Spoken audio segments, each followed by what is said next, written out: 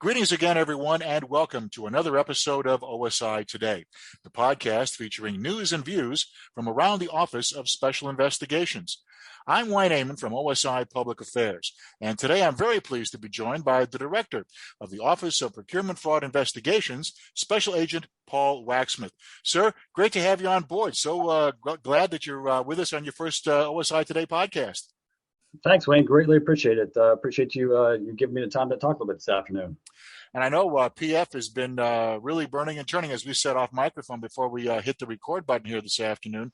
Now, for our novice listeners to our program, sir, who aren't familiar with OSI, let's begin with, say, the most basic question. What is the OSI Office of Procurement Fraud Investigations, and what is that office designed to do? So simply put, PF is responsible for investigating allegations of what DoD defines as significant procurement fraud. Mm-hmm. So what that means is we're looking at allegations of a loss of more than $500,000.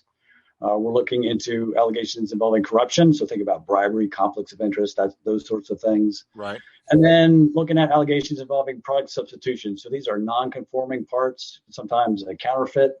Mm-hmm. That usually involve like a serious hazard to health, safety, or operational readiness. Right. Now, PF stood up back in 2013, so we're still a relatively new unit within OSI. Uh-huh. Now, that doesn't mean fraud is new to OSI. As your listeners may know, if you go to the OSI's public website, you go to I think it's the features section. Right. You'll see the case about Major General Bennett E. Myers. It's the fraud case that really helped bring OSI into existence. But Sure. So back in the 2012-2013 timeframe, the OSI commander at the time, General Jacobson, really wanted to reinvigorate the fraud mission. I mean, we definitely had some pockets of excellence, but it probably wasn't necessarily where we needed to be as an organization. So we put together a working group to look at the best possible way to kind of tackle the problem. And what the solution came up with was to create PF. It's a unit whose sole responsibility is to investigate fraud. Right. We're a centralized organization. We have just under 100 personnel between agents and our professional staff. Our headquarters is at the Joint Base Anacostia Bowling in D.C. Mm-hmm. We've got 6 attachments out in the field. They each had multiple operating locations underneath them. So we've got about 24 physical locations within CONUS.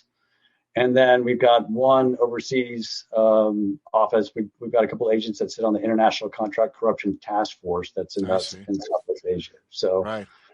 Well, it certainly seems, sir, that in these last few years, PF has grown pretty much exponentially. Yeah, we've been really fortunate. Hats off to our field agents and pro staff for doing a fantastic job out in the field, and we've got some great partners with DOJ and the law enforcement and the IG community as well. So, and our headquarters has been working hard to get us the additional resources we need to really get after these cases. Right. Now, Agent Wachsmuth, from your 24 years of law enforcement experience with OSI, what have you found to be your fellow special agents' perception of what they believe fraud actually is? So it's interesting. You talk to especially some of the newer agents and even folks who've been around for a while, and they think that these fraud investigations are just kind of on the boring side. They think all we do is look at contract files all day, and that's just not the case. Right. We're doing what every other federal law enforcement agency does on a daily basis. Our folks are testifying before grand juries. They're executing search warrants. They're making arrests. They're using all the same techniques that any other crim agent will use. So as an example, a couple of years ago, we had a really good corruption case going, and the case agent has got a suitcase or briefcase full of several $1,000s in cash to use as flash money in a bribery case. So not something you get to do every day, right? So right. Those are the kind of exciting things that some of our fraud agents are doing. Now, these are not easy cases by any means. Oh, I would imagine not. No, you're right. Yeah. No, they're very intellectually challenging, and so I think that's what our folks really enjoy about it. Is it safe to say then, sir, that in various procurement fraud cases, there are a whole bunch of moving parts that go along with it that have to be, put together to actually solve a case of fraud? Yeah, that's very safe to say. So there are so many different aspects to the cases that we're looking at. I think one of the biggest challenges that our field leadership and our case agents have to tackle is what part of a case can they actually successfully prosecute. There could be potentially 4 or 5 different violations of U.S. code on one specific allegation that you're looking at. But Right. if you try to go after every single one of those, you may hit the statute of limitations by the time you've got something that's ready to go to court. So Uh-huh. what's really important is to narrow in on what it is that you can successfully prosecute or get some sort of civil recovery on. Wow. Wow. It seems pretty involved, but I guess with the kind of training in various aspects of procurement fraud that OSI special agents get, they're well equipped to tackle something with this magnitude. Yeah, they certainly are. We've tried to work really hard over the last year or two to get our folks the training that's necessary. Obviously, there have been some challenges due to the pandemic, but what we try Right. to do is use various virtual platforms to reach out to our folks and get them the training that they need. Right now, you mentioned the pandemic, and I'd be remiss if I didn't kind of dovetail on that just a little bit. How impressed are you with the not only OSI in total, but specifically special agents under your oversight as far as procurement fraud? How they've been able to adapt and overcome, and still maintain that high level of performance during the pandemic? It's been really impressive to see what they've been doing. I will say that I think PF is probably better suited than most to work from home on a regular basis, simply Mm-hmm. because of the nature of what we do. Right. But that being said, there's still some definite challenges. I mean, there's certain interviews you can obviously do over Zoom, but some of you've got to sit down face to face. There's been some delays with prosecutions simply because of restrictions. Grand juries can't meet, so that kind of pushes things back as far as being able to get subpoenas and be able to move cases forward. But Sure. overall, our folks have found unique ways to keep these cases moving forward, and doing so in partnership with DOJ and our law enforcement partners. Yeah, they've been totally impressive, no doubt about that. Now, judging by the Office of Procurement Fraud Investigations mission statement that says PF delivers specialized investigative techniques upholding the integrity of the Air and Space Force's acquisition systems by rooting out corruption, protecting resources, and preserving warfighter safety and capabilities.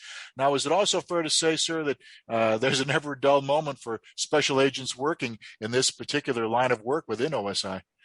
Yeah, I think that's very safe to say that, Wayne. Our agents and professional staff are really passionate about what they do, and they absolutely love working these kind of cases. And I think what really gets their attention is that there's all sorts of different types of schemes that you take a look at. Uh-huh. And you can be working fraud for 10 years or more. I've had this conversation with some experienced fraud agents that are working out in the field for us. And Mm-hmm. they come across new twists to schemes that they've never seen before. Really? So Really? it really keeps you sharp. You're constantly learning, and there's new things that are coming out there with either the fraudsters who are constantly trying to come up with new ways to defraud the government, Right. or there are new and constant changes to the acquisition system that you have to stay sharp on. So that really is very intellectually stimulating to our folks. They really enjoy that challenge. I've talked to other leaders within the command, sir, and they to a person say that it's behooving upon OSI to maintain that agility and being able to adapt and overcome the way things are changing so fast on a global scale. I would imagine that also is a true thing for the folks in PF as well. Yeah, absolutely. So you've probably seen over the last couple of years a real shift in acquisitions to what they refer to as rapid acquisitions. Right. And so there are different platforms that the acquisition community is using, and that they in themselves have a whole different set of rules and regulations associated with them. So, our folks, we have to get a lot smarter on what those new processes are and what that means potentially for our cases. Right. So yeah, you definitely have to stay on top of what's going on within the acquisition world. Sure. Well said. Now, sir, given the fact that the OSI procurement fraud mission is, as you mentioned earlier in the broadcast, much more than working with contract files all the time, who are some of the major customers who benefit from the duties that your folks perform? So I'd say our one of our top customers is the warfighter. Mm-hmm. So as you mentioned earlier on in the conversation, one scheme we take a look at is product substitution. So these are substandard or counterfeit parts that are being sold to the government and used on our platform. So right.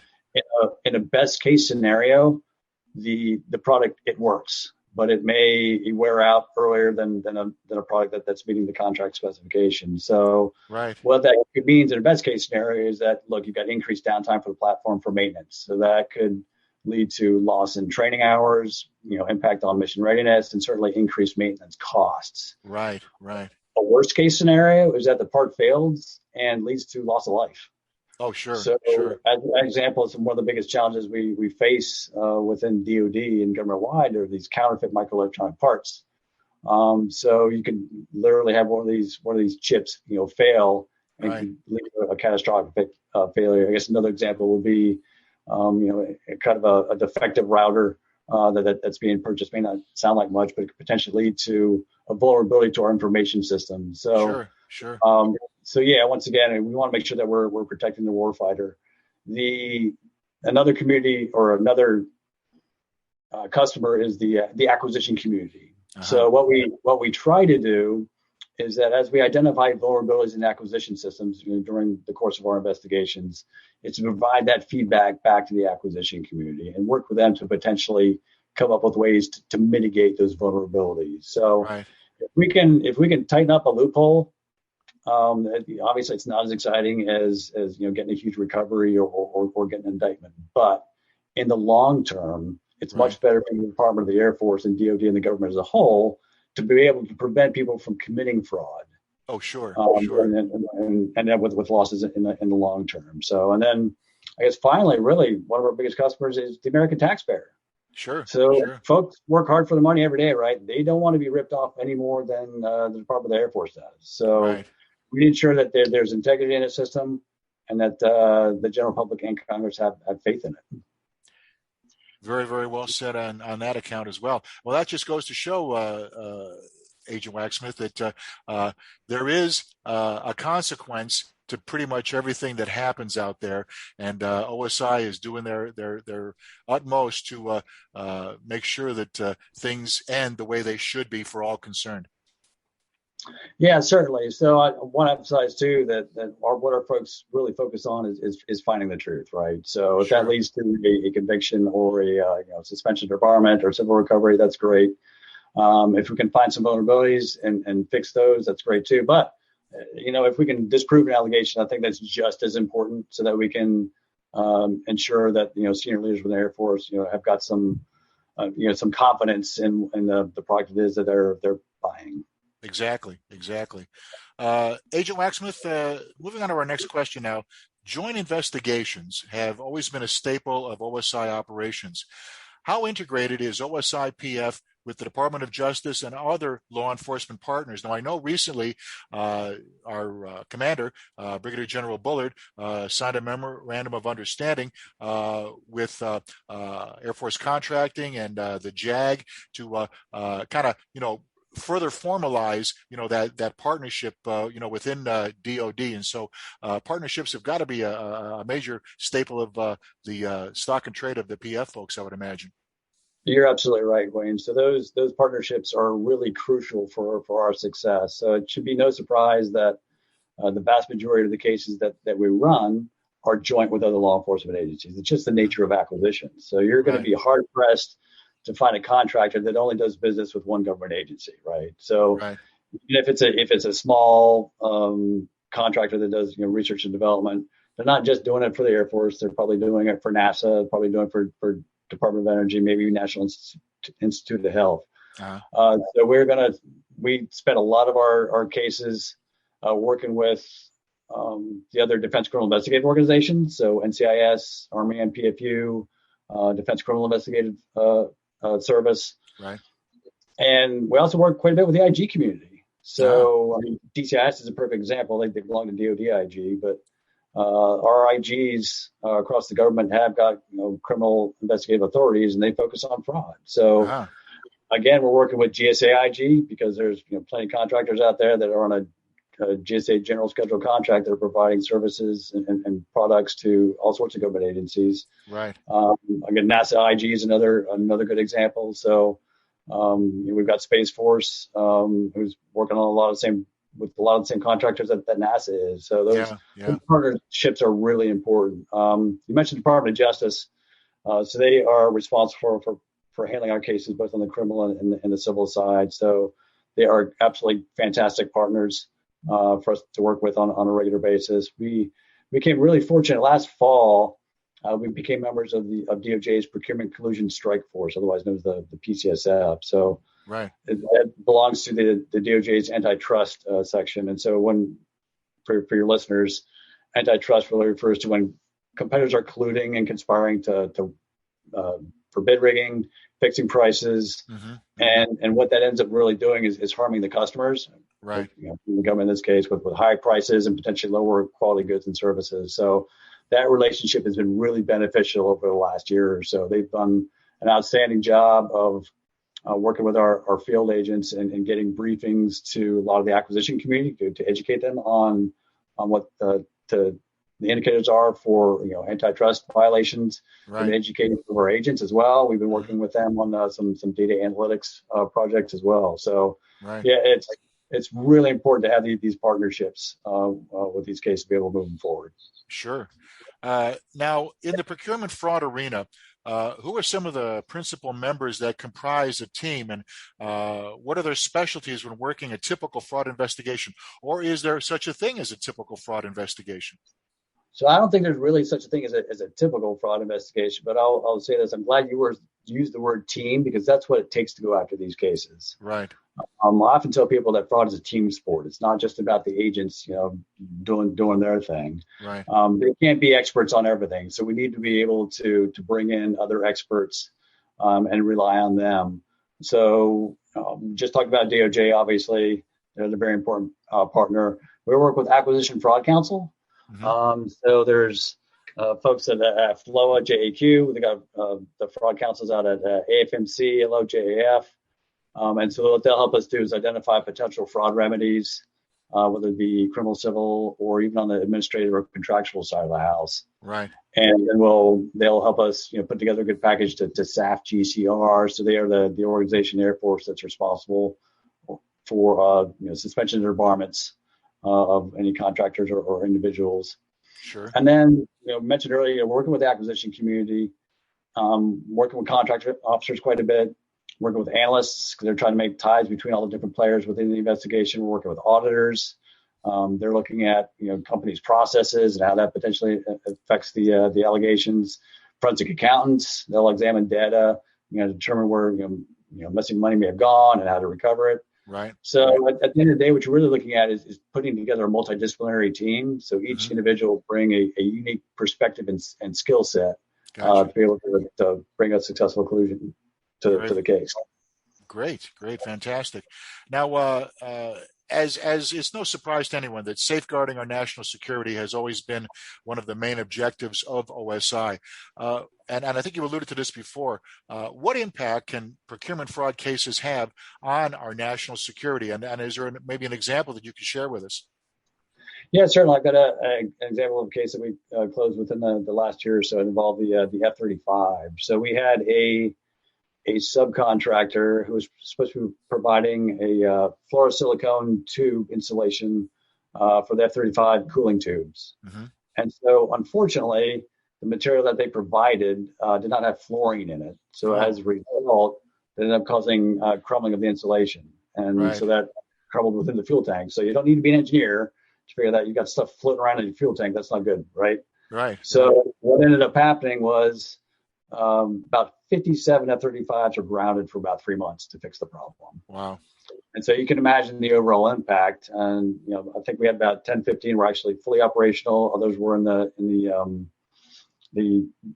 being developed on the assembly line. But Right. again, Right. the second, third order effects. Okay, for those operational units, they're without those aircraft for 3 months. So Wow. your pilots aren't training, your maintainers aren't getting experience working with aircraft. When they're on the assembly line, that's delayed even much more for them to actually be fielded and sent out to the field units. So that's a significant impact.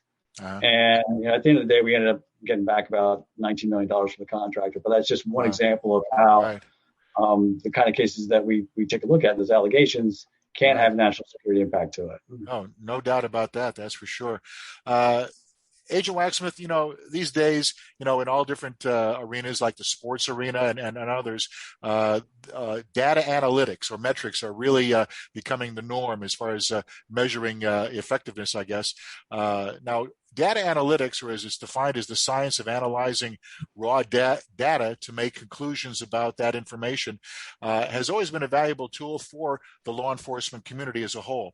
What role does data analytics play in OSI procurement fraud? So this is really an exciting field that we've been dabbling in for the last couple of years. So the private industry has been using data analytics to identify fraud for years. So Uh-huh. you or your listeners may have got a call from their bank or the credit card company about suspicious transaction on their account, right? Right. So it's not an individual that's sitting there looking at your transactions every day. It's just, it's algorithms. They're looking at, trends and patterns. Uh-huh. And then if they see an anomaly, they'll flag that. So the government owns, large amounts of data. And so what we've been doing is working with DOJ and our law enforcement partners to really identify what data sets are out there that may contain indicators of fraudulent behavior. Right. And so what our goal is to eventually is develop tools that will, sift through all that data, which if you did it, have a human doing it, it would take months, if not years. Sure. But Sure. to get the right algorithms and the right tool in place, it could take minutes or hours, if you will. So, Right. and so once we get that would be essentially our first filter, right?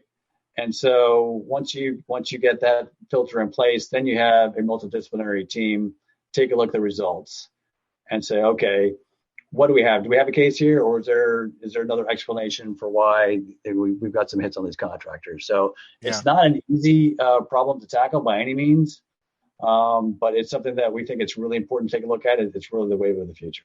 Oh yeah, as OSI continues to look ahead, no doubt about that. Now, in your view, as OSI PF director, what are the abilities or traits that make the folks who successfully work in procurement fraud for OSI really stand out to you?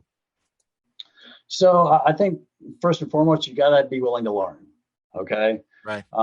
Because there are the acquisition process in and of itself is just highly complex. And I've talked to some agents who are relatively new to the fraud world, and honestly, it takes them about a year till they start really feeling comfortable. Wow. With these kinds of cases. So yeah.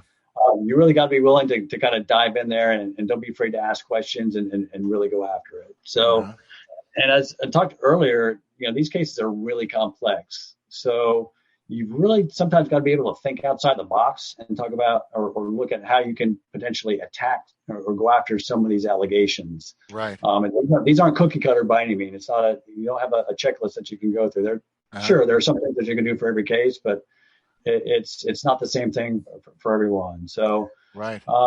The other part too that's really important is you got to be a good partner, right? So we talked about all the different partners that we work with on these cases. So you've got to be able to work well with others, but you also got to be able to operate independently a little bit as well too. So you'll get together with the investigative team. You guys will come up with a investigative plan of way ahead what the next steps are.